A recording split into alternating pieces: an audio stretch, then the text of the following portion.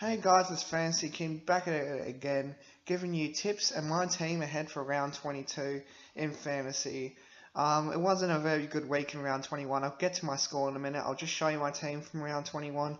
Plus 3 was Dane Beams. He's gone back to back to back to back good scores, and he's becoming really consistent. He is a top 8 midfielder in my opinion.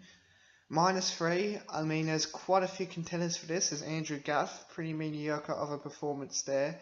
There's Luke Dowhouse, he got a boot to the face, but didn't really affect his scoring. He was just lazy. Patrick Ryder against Mason Cox, that was really shocking. Sam Doherty against West Coast, that was his worst score of the year. But I'm giving it to Luke Ryan, and that's terrible. I mean, I know I know the whole Fremantle team didn't score a lot, but he struggled for the first 3 and a bit quarters. I think he was on 20. Oh, it was disgusting.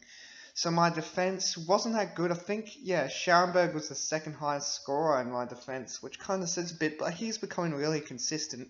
And it's actually pretty hard to bench him right now. And I'll get to my round 22 team in a minute, but he's on my field at the moment.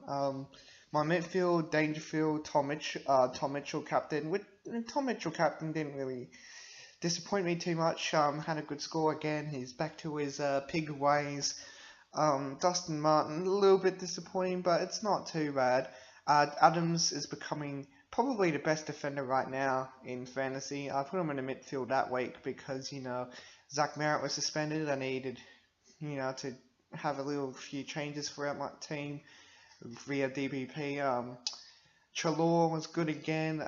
Beams was massive again. Gaff was disappointing again. He hasn't been doing too well lately, and I might train him out for the last round. And Robbie Gray was, okay, considering he was up forward for most of the game.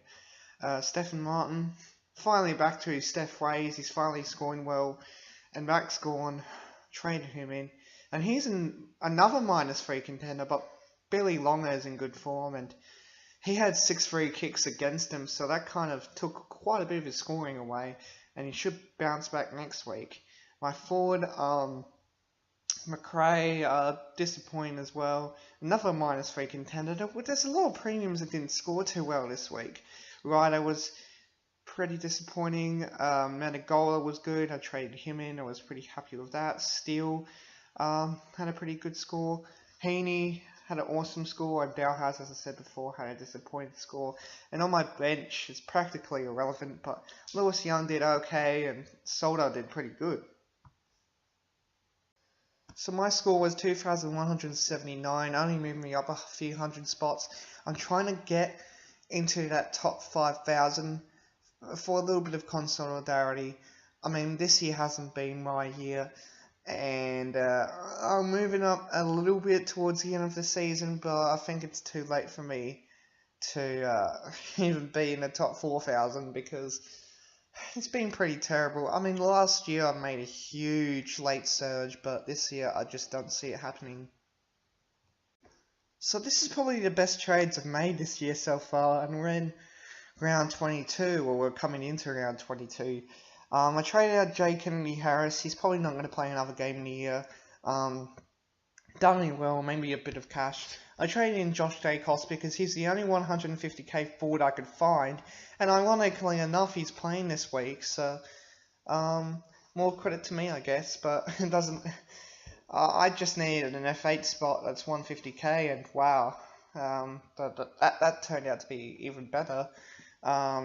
The other trade, Luke Dowhouse, comes out of my team. He's just been so mediocre this year.